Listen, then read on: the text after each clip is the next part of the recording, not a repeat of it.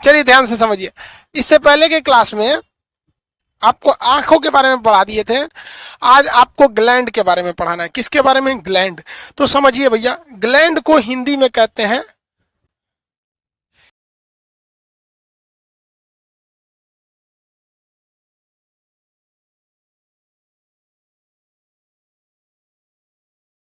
Gland को हिंदी में कहते हैं ग्रंथि।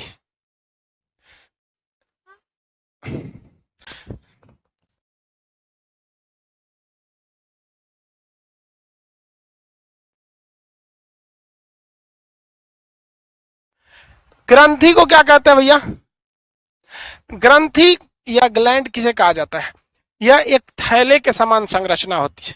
अब थैला मने है इतने बड़ा का थैला मत समझिए, जैसे ये भी एक ग्रंथि है, लेकिन भैया हम लोग में इतना बड़ा बड़ा ग्रंथि नहीं होता है। ग्रंथि यानी ग्लैंड एक प्रकार का थैला है जिसके अंदर कुछ ना कुछ भरा रहता है, जिसके अंदर कुछ ना कुछ भरा रहता है। जैसे इसके अंदर भरा है पानी, इसके अंदर भरा है पानी, उसी तरह हमारे शरीर में होती है ग्रंथि। क्या होती है? ग्रंथि, जिसे हम लोग क्या कहते हैं? ग्लैंड। अब ये ग्लैंड यानी ग्रंथि क्या काम क्या होता है? ये एक प्रकार का थैला होता है। कैसा होता है भैया? थैला होता है, थैला। अब ये जो ग्रंथियां होती हैं ग्लैंड, ये दो प्रकार की होती हैं। ये ग्रंथि या ग्लैंड दो प्रकार की होती हैं। एक को हम लोग कहते हैं एक्सोक्राइन ग्लैंड, एक्सोक्राइन। इसे कहते हैं बहिर्स्रावी, स्रावी। एक तो होता है इंडोक्राइन, अंतःस्रावी, अंतःस्रावी। इन दोनों में क्या अंतर होता है? हम लोग जब पढ़ते थे तो ऐसा लगता था कि बहिर्स्रावी ग्रंथि उस ग्रंथि को कहते हैं जिसमें से कोई चीज बाहर निकलता है, और अंतःस्रावी ग्रंथि उसे कहते हैं जिसमें अंदर रह जाता है। लेकिन ऐसा कुछ भी नहीं है। देखिए, बहिर्स्रावी ग्रंथि जो होती है, इससे हमारे में से एंजाइम निकलता है। क्या निकलता है? एंजाइम। और एंजाइम की खराबी क्या है कि ये कभी भी ब्लड से टच नहीं होना चाहिए। ब्लड से टच हो जाएगा ना तो ये एंजाइम खराब हो जाता है। और वही अंतःस्रावी की बात करेंगे तो इसमें से एंजाइम ना निकल के हार्मोन निकलता है। क्या निकलता है? हार्मोन। और हार्मोन ब्लड में ही काम करता है। हार्मोन किस में काम करता है? ब्लड में काम करता है।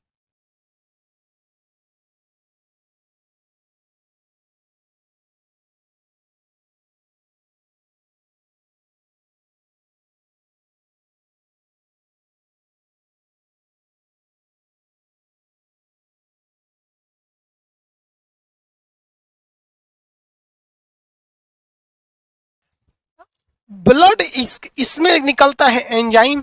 इसमें क्या निकलता है? एंजाइम। याद रखिएगा, ये क्वेश्चन, मेन क्वेश्चन यही चीज है। इससे निकलेगा एंजाइम और इससे निकलेगा हार्मोन। एंजाइम को बचाना है ब्लड से और हार्मोन को मिलाना है ब्लड से। तो ब्लड से मिलाने के लिए तो कोई दिक्कतें नहीं है, ब्लड से मिलाने के लिए दिक्कत नहीं है, ब्लड में घुसा दीजिए, ब्लड में घुसा दीजिए। लेकिन इसको क्या करिएगा कि ब्लड से मैच ना करे, तो इसके लिए एक अलग से रास्ता होता है। इसके लिए एक अलग से डक्ट, डक्ट मतलब क्या होती है? नली। एक अलग से नली होती है। ये ब्लड वाली नली में नहीं जाना चाहिए, ससुरा ब्लड से सट जाएगा।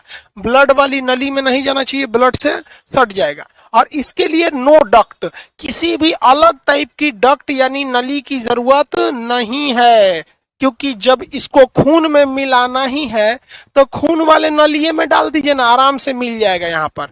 तो अंतःस्रावी ग्रंथि से, इंडोक्राइन ग्लैंड से हार्मोन निकलता है जो ब्लड से टच होता है, इसलिए इसके लिए अलग से कोई नस बनाने की जरूरत नहीं है, वो ब्लड वाले ही नस में मिल के चला जाता है। इसलिए इससे ज्यादा दिक्कत नहीं है।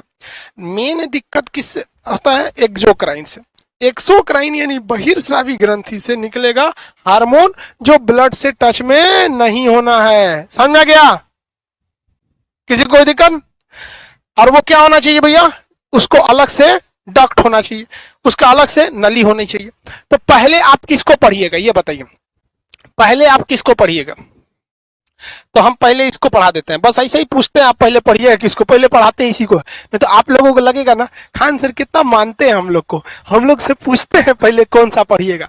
हम बस ऐसे पूछ लेते हैं कि आप कुछ जवाब दीजिए, उससे बहस नहीं, पहले इसी को पढ़ाते हैं।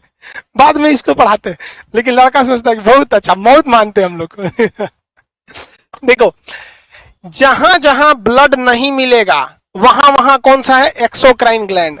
जैसे हम आपको एक एग्जांपल देते हैं, जैसे एक एग्जांपल हम आपको देते हैं, फिगर के साथ ही एग्जांपल दे देंगे, ज्यादा अच्छा रहेगा एक्सोक्राइन ग्लैंड का। चलिए देखिए ध्यान से, आपको आपके मुंह से लार आता है, मुंह से लार आता है कि नहीं आता है? ये लार,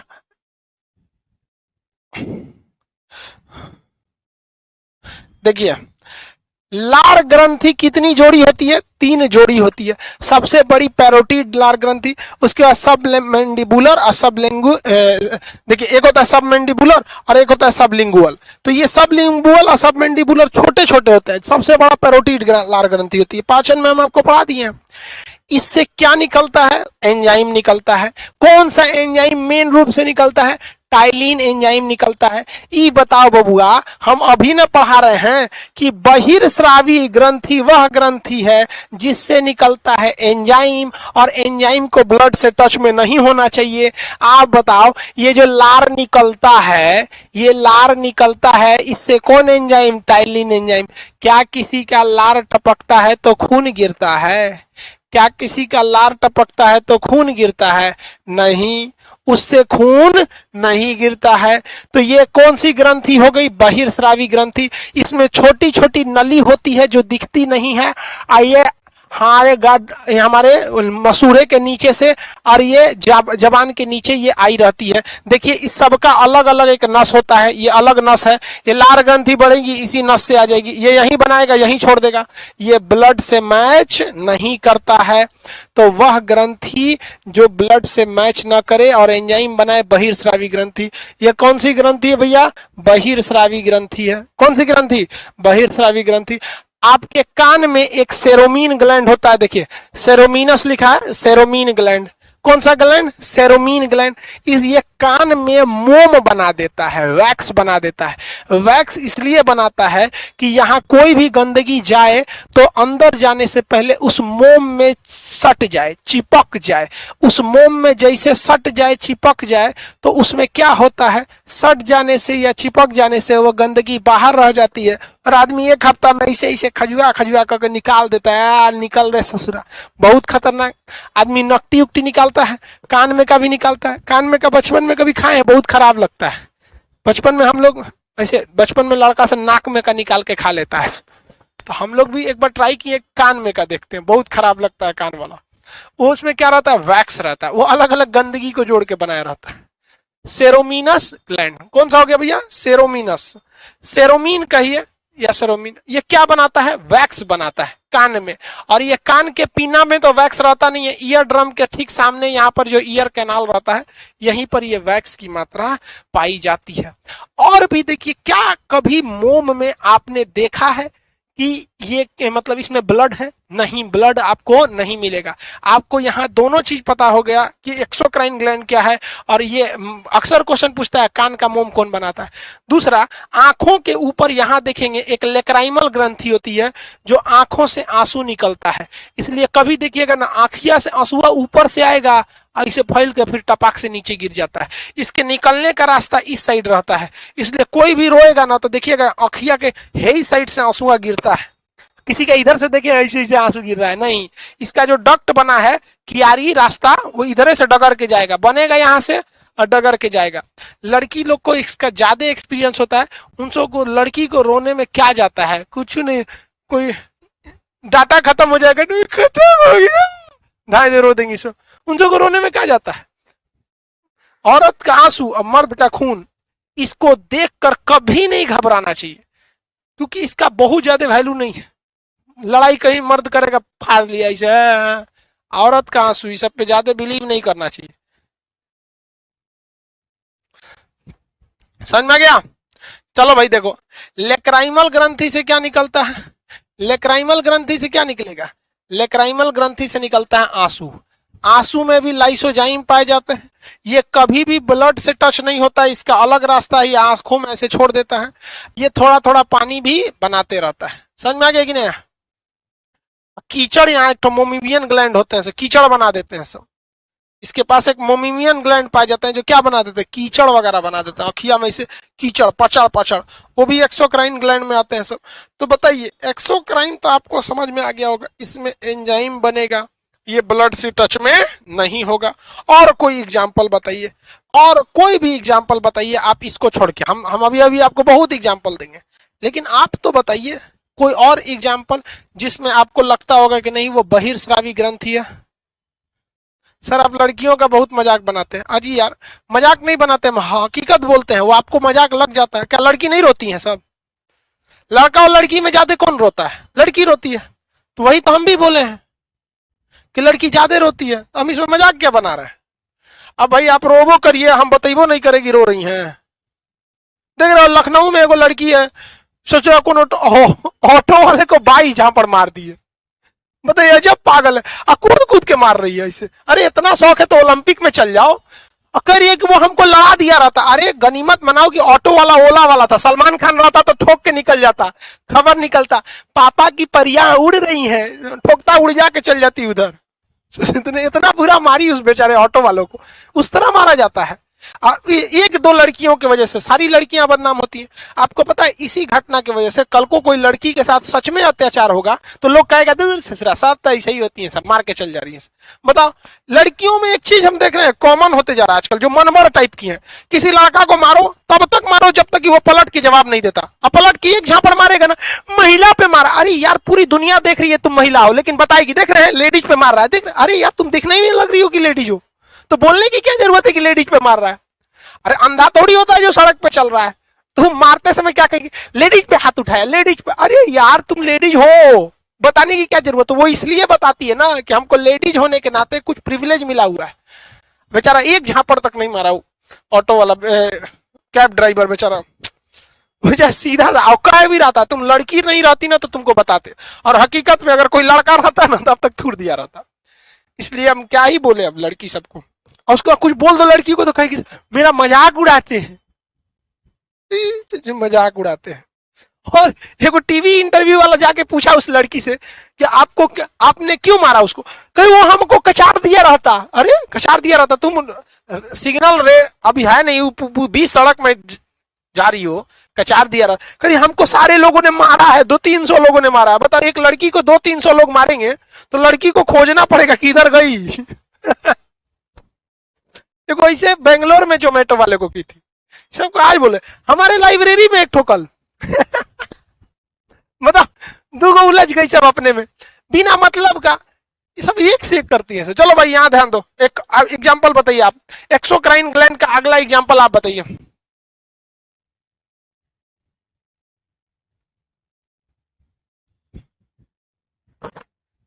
एक्सोक्राइन का और एग्जांपल बताइए आप। अरे जल्दी एग्जांपल दो यार।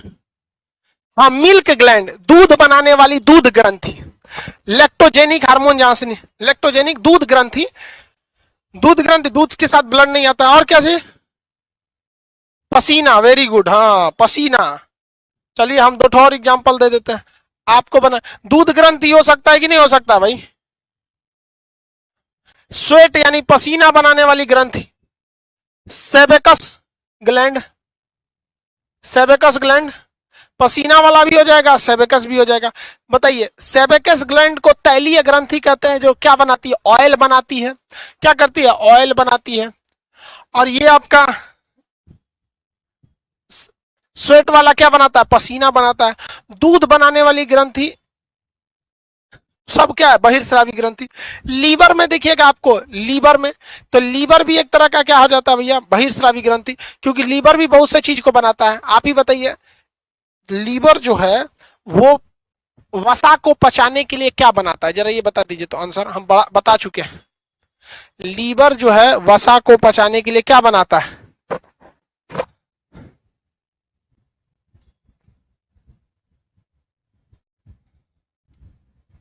हाँ गाल बनाता है, गाल, गाल, गाल कहिए या फिर उसी को क्या कह सकते हैं, गाल कहिए, या गाल को ही आप क्या कह सकते हैं, दूसरा नाम जो जो सब लोग जानते हैं लोग, गाल को ही क्या कहते हैं, पीत। क्या कहते हैं, पीत कहते हैं, पीत।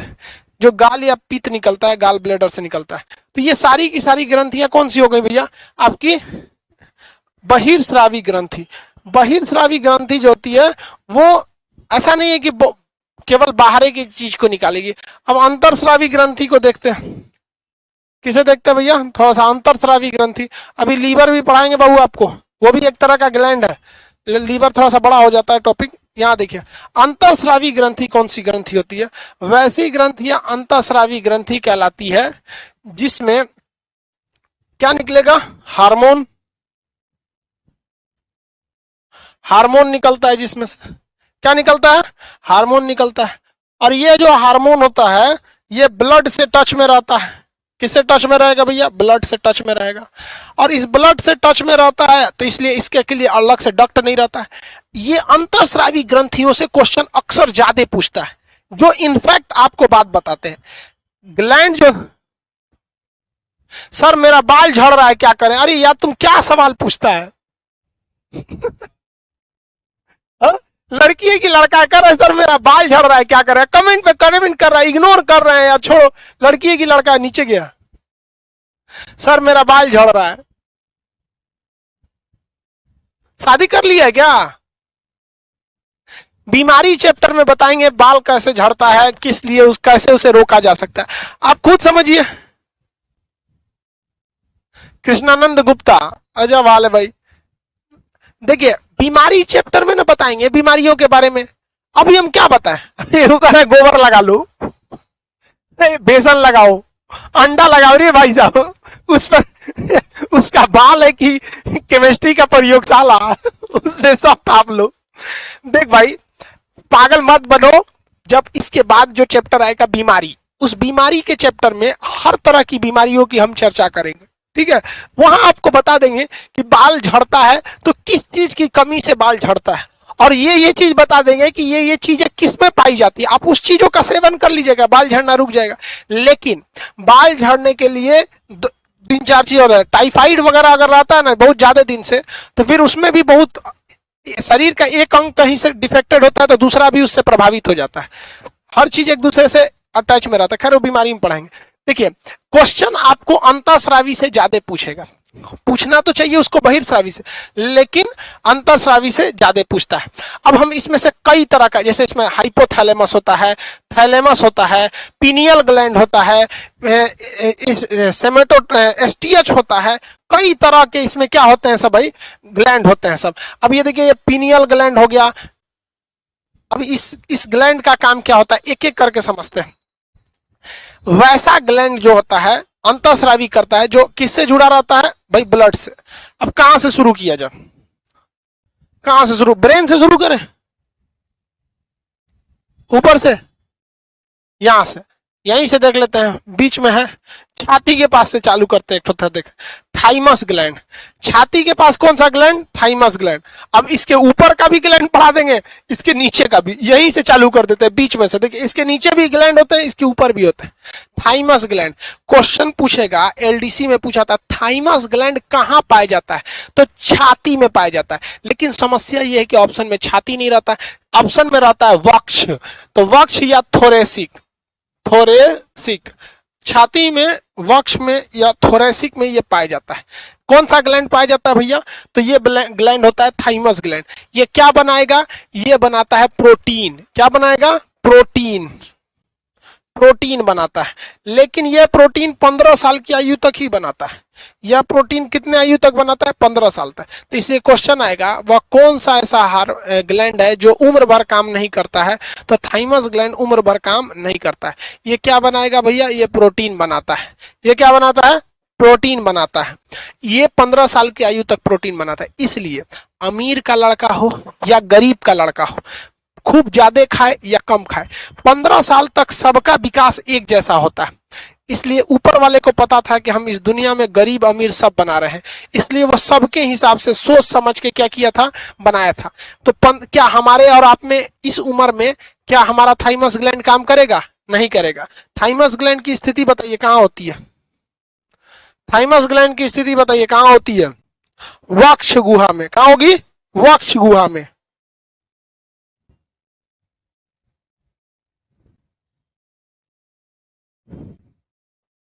कहां होती है, वक्ष गुहा।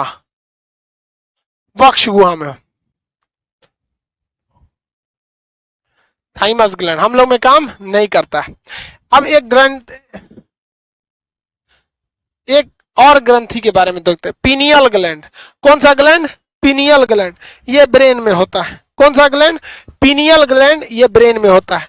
ये दो ऐसे ग्लैंड है जिन पर आपके उम्र का असर पड़ता है। ध्यान से देखिएगा, एक ग्लैंड हो गया आपका थाइमस। आप कहेंगे सर इधर उधर से क्या पढ़ा दे रहे हैं, मतलब सीक्वेंस में नहीं, तो एक ये भी एक तरह का सीक्वेंस ही आपको बताते हैं। एक ग्लैंड जो हमने आपको बताया थाइमस, इस पर भी उम्र का असर पड़ता है। एक और ग्लैंड है आपका पीनियल। पीनियल ग्लैंड ब्रेन में पाया जाता है। पीनियल ग्लैंड कहां पाया जाता है? ब्रेन में। इसे बायोलॉजिकल ब्रेन करके क्वेश्चन पूछता है। ये क्या काम करता है? तो ये हमें नींद लाने में बड़ा फैक्टर करता है। पीनियल ग्लैंड जो होता है वो नींद लाने में बहुत बड़ा फैक्टर करता है। इसमें एक मेलाटोनिन निकलता है, हार्मोन मेलाटोनिन। क्या निकलेगा? मेलाटोनिन। और वो नींद आने में बहुत ही मदद करता है। तो पीनियल ग्लैंड का मेन मदद करेगा नींद आने में, नींद में मेलाटोनिन। मेलाटोनिन, आप बताइए मेलाटोनिन का मेन काम क्या होता है? नींद लाने में करता है। अब पीनियल ग्लैंड और मेलाटोनिन दोनों में ध्यान से समझिए। बचपन में थाइमस बहुत एक्टिव रहता है, इसलिए छोटा बच्चा को ना भूख लगेगा ना प्यास, खूब खेलेगा, खूब बदमाशी करेगा। इसलिए आप देखिएगा 15 साल से कम उम्र के लड़के बड़ी कूदते फिरते रहते हैं, इधर कूदेगा उधर जाएगा, थकबे नहीं करेगा ससुरा। उसके दादा कहेंगे मेरा पैर दबा दो, दादी कहेगी बाबू मेरा पैर दबा दो, मम्मी कहेगी मेरा पैर। क्यों? क्योंकि उसको खाना से तो प्रोटीन मिला ही मिला है, इसके साथ ही साथ उसको प्रोटीन मिला है किससे? थाइमस ग्लैंड से। सेम वैसे ही पीनियल ग्लैंड जो होता है ये नींद लाता है। क्या करता है? नींद लाता है। ये छोटे बच्चों में बहुत तगड़ा काम करता है। छोटा जो बच्चा होता है सब उसमें बड़ी तगड़ा काम करेगा। इसलिए छोटे बच्चों को देखिएगा ना, सोएगा ना ऐसे, तो ऐसे गोदी में ले लीजिए, बाबू बाबू बाबू बाबू सो जा सो जा, धाए दे सूझ जाएगा ससुरा। क्योंकि उसमें क्या है? पीनियल ग्लैंड उसका बहुत एक्टिव है, मेलाटोनिन है। अथवा हम लोग को कोई करे ना, सोए हैं लोग ऐसे बाबू बाबू, उठ के एक झापड़ दे देगा आदमी, रे कहीं का सोने देना रे। जबकि छोटका बच्चा सबको देखिएगा ना, धप धप धप धप मारिएगा सो जाएगा। तो जितना छोटका होता है सब सोचो को बड़ी तेज नींद आता है। समझ में आ गया कि नहीं आ गया? खूब सोता है सब वहां पर। आज जैसे जैसे उम्र बढ़ता है ये पीनियल ग्लैंड उतना एक्टिव नहीं रहता है, तो नींद कम आता है। तो छोटा बच्चा ज्यादा सोता है, हम लोग कम सोते हैं। उम्र और बढ़ेगा, आप हमारे उम्र के आएंगे तो और नींद कम होगा, और बूढ़े हो जाएंगे, मान के चलिए 50-60 साल के। आप अपने घर में दादाजी को देखेंगे कि नहीं? आप अपने घर में दादाजी को देखेगा,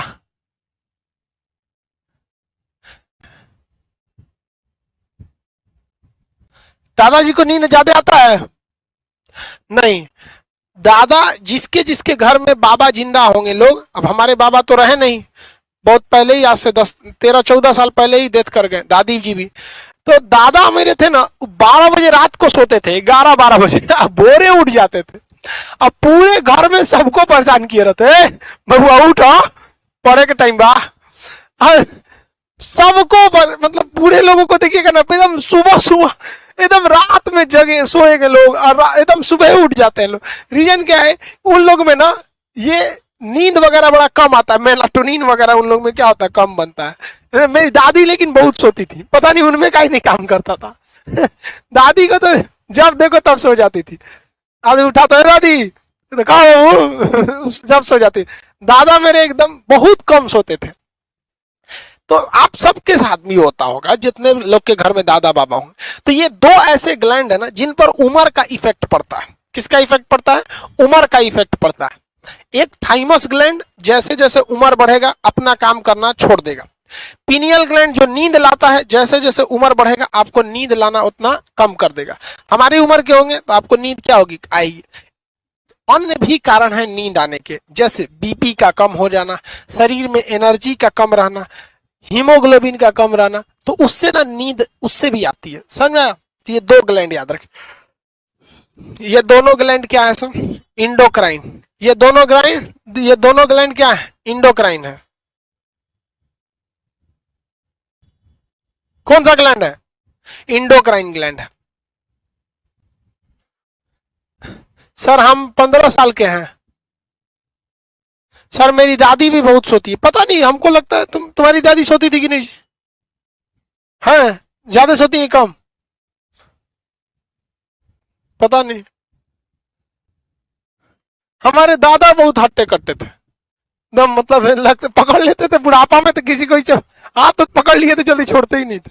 दादी मेरी पैर से उनको प्रॉब्लम हो गया था।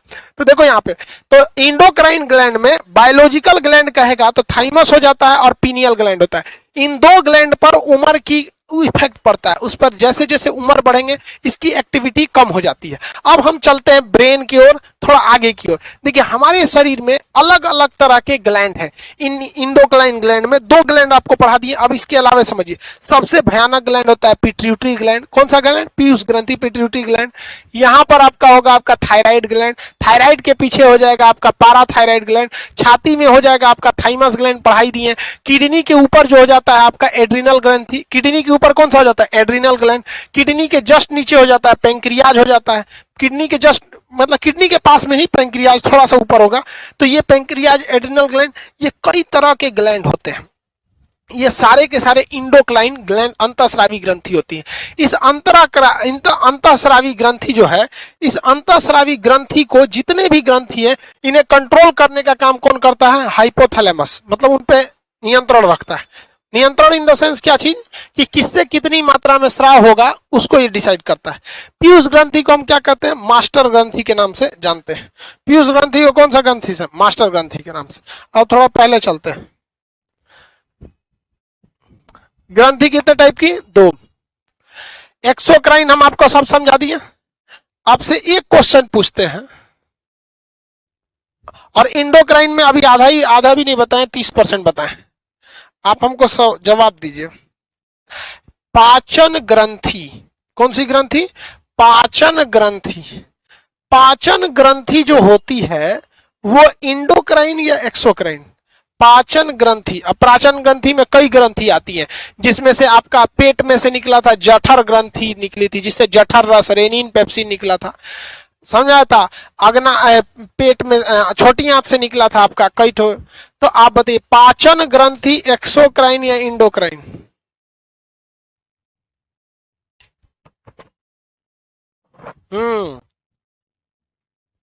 एक्सोक्राइन है भैया। पाचन जब भी होता है एंजाइम से होता है, और खाना खाते वक्त आप उल्टी कीजिए, कोई ब्लड नहीं आता है। पचने के बाद लेट्रिन के रास्ते से कोई ब्लड नहीं आता, तो ब्लड से वो संपर्क में नहीं रहता है। तो पाचन ग्रंथियां जो हैं वो एक्सोक्राइन होती हैं। कौन सी होती हैं? एक्सोक्राइन होती हैं। एक्सोक्राइन। अब आपको एक रफली आइडिया मोटा मोटी एक्सोक्राइन का हो गया और इंडोक्राइन का हो गया। एक्सोक्राइन और इंडोक्राइन का एक मोटा मोटी आइडिया हो गया। अच्छा एक बात बताइए, ऐसा भी तो हो सकता है कोई ऐसी ग्रंथि निकले, होने के तो हो ही सकता है, जो एंजाइम दे प्लस में हार्मोन दोनों निकालने लगे। क्या ऐसी ग्रंथि पॉसिबल है जो एंजाइम, मान के चलिए अगर एंजाइम देगा तो हम चुपचाप बोल देंगे कि भैया बहिर्स्रावी है, हार्मोन देगा तो बोल देंगे अंतःस्रावी है। अगर ये दोनों देने लगे तो अब क्या करेंगे इसको? ऐसी ग्रंथि है एक ठो, अग्नाशय पेंक्रियाज। आप देखिए पेंक्रियाज से इंसुलिन नामक हार्मोन भी निकलता है, और पेंक्रियाज से पाचन के लिए लेट नामक लाइपेज, एमाइलेज, ट्रिप्सिन पढ़ा था ना पेंक्रियाज, उसमें 3 उस एंजाइम भी निकलता है। पेंक्रियाज से नहीं पढ़ाए थे पाचन तंत्र में, लाइपेज, एमाइलेज, ट्रिप्सिन, ये एंजाइम भी निकलता है, और उससे इंसुलिन नामक हार्मोन भी निकलता है। तो पेंक्रियाज जो है वो हार्मोन भी निकालता है, और पेंक्रियाज जो है एंजाइम भी निकालता है, दोनों निकालता है, दोनों निकालता है। तो ऐसी ग्रंथि को हम इंडोक्राइन कहेंगे या एक्सोक्राइन कहेंगे? ऐसी ग्रंथि को हम मिक्स ग्लैंड कहते हैं। ऐसी ग्रंथि को हम कौन सा ग्लैंड कहते हैं? Mixed gland. कौन सा ग्लैंड? Mixed gland. तो पेंक्रियाज कैसा ग्लैंड है भैया? Mixed gland. Pancreas mixed gland है। चलिए आपको ग्लैंड के बारे में हल्का फुल्का आइडिया हो गया। अब हम मेन आते हैं अपने अंतःस्रावी ग्रंथि पर। अंतःस्रावी ग्रंथि में आपको 2 ग्रंथि हम पढ़ाएं, थाइमस और पीनियल। अब ब्रेन से हम चलते हैं। ब्रेन में सबसे छोटी ग्रंथि कौन सी? पीयूष ग्रंथि। सबसे छोटी ग्रंथि पीयूष ग्रंथि। यहाँ पे बहुत छोटी होती है, यहाँ पर इंडोक्राइन में। हालांकि पैराथायराइड देखेंगे तो और भी छोटे रहेंगे। तो यहाँ पे बहुत ही छोटी ग्रंथि मिलेगी। सबसे ज्यादा वर्क फंक्शन कौन करता है? पीयूष ग्रंथि। मास्टर ग्लैंड किसे कहते हैं? पीयूष ग्रंथि को। पीयूष ग्रंथि से अलग अलग प्रकार के हार्मोन निकलते हैं, कई तरह के हार्मोन निकलते हैं। पीयूष ग्रंथि जो होती है पूरे बॉडी को कंट्रोल कर देती है, पूरे बॉडी को कंट्रोल कर देती है। थायराइड के पीछे पैराथायराइड को नहीं कंट्रोल कर पाती है। कहेगा कि यार ये कौन प्लूटो का नाम लिख रहा है 43 43 40? यहां मेरी ओर ध्यान से देखो। कहेगा कि वह कौन सा ऐसा ग्लैंड है जो बाकी सारे ग्लैंड पर अपना कंट्रोल रखता है?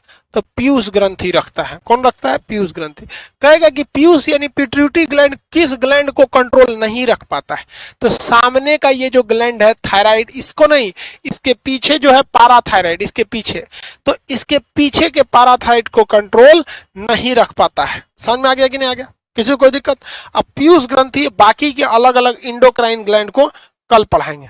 आज के लिए इतना ही।